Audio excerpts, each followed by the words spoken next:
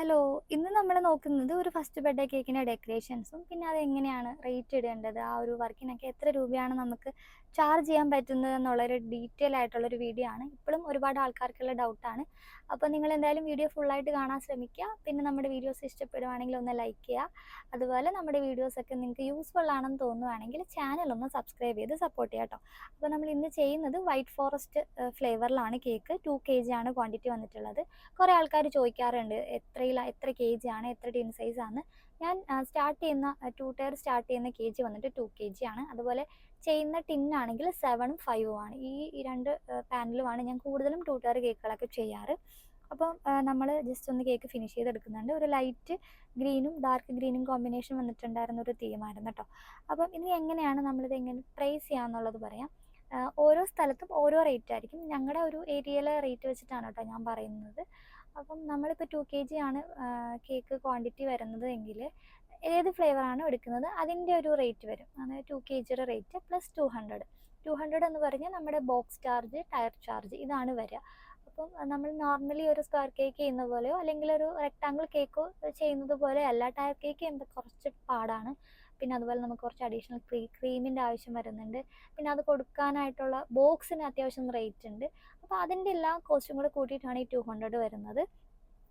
Then നമ്മൾ എന്തൊക്കെ കാര്യങ്ങളാണോ ആ ഒരു കേക്കിൽ യൂസ് ചെയ്യുന്നത്, ഒരു ടോപ്പർ യൂസ് ചെയ്യുന്നുണ്ടെങ്കിൽ അതിൻ്റെ ഒരു ചാർജ്, പിന്നെ നമ്മൾ ഇപ്പോൾ ഒരു ബട്ടർഫ്ലൈസ് വെക്കുന്നുണ്ട്, ആ ഒരു ബട്ടർഫ്ലൈസിനൊക്കെ അത്യാവശ്യം റേറ്റ് വരുന്നതാണ്. അപ്പോൾ എത്രയാണോ ആ ഒരു ബട്ടർഫ്ലൈസിൻ്റെ ചാർജ് വരിക അതും കൂടെ ആഡ് ചെയ്യുക. അങ്ങനെയാണ് നമുക്കൊരു കേക്കിന് നമ്മൾ റേറ്റ് ഇടേണ്ടത്. ദെൻ നമ്മളൊരു ഫോണ്ടൻ വർക്ക് കാര്യങ്ങളൊക്കെ ആണെങ്കിൽ അതിനൊരിക്കലും നമുക്കൊരു ഫിക്സഡ് റേറ്റ് ഇടാൻ പറ്റത്തില്ല.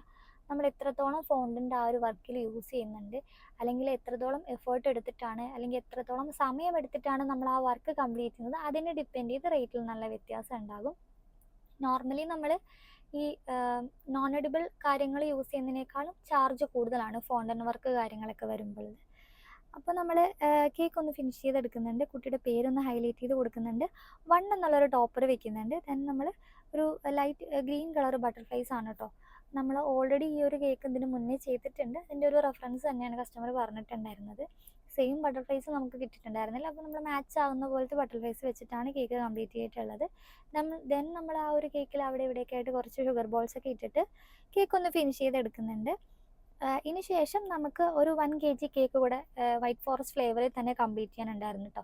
അപ്പോൾ കൂടുതലും നമ്മളിങ്ങനെ ബർത്ത്ഡേ സെറ്റൊക്കെ പോകുന്ന സമയത്ത് പേസ്ട്രീസ് ആയിട്ടാണ് ഒരുപാട് മിക്ക കസ്റ്റമേഴ്സും നമുക്ക് ചൂസ് ചെയ്യാറ്. ഇത് നമുക്ക് അവർക്ക് 1 kg കേക്ക് മാത്രം മതി എന്നാണ് പറഞ്ഞിട്ടുണ്ടായിരുന്നത്. അപ്പോൾ 7 ഇഞ്ച് പാനിലാണ് നമ്മൾ കേക്ക് ബേക്ക് ചെയ്തെടുത്തിട്ടുള്ളത്. സ്ക്വയർ ഷേപ്പിലാണ് ചെയ്തിട്ടുള്ളത്.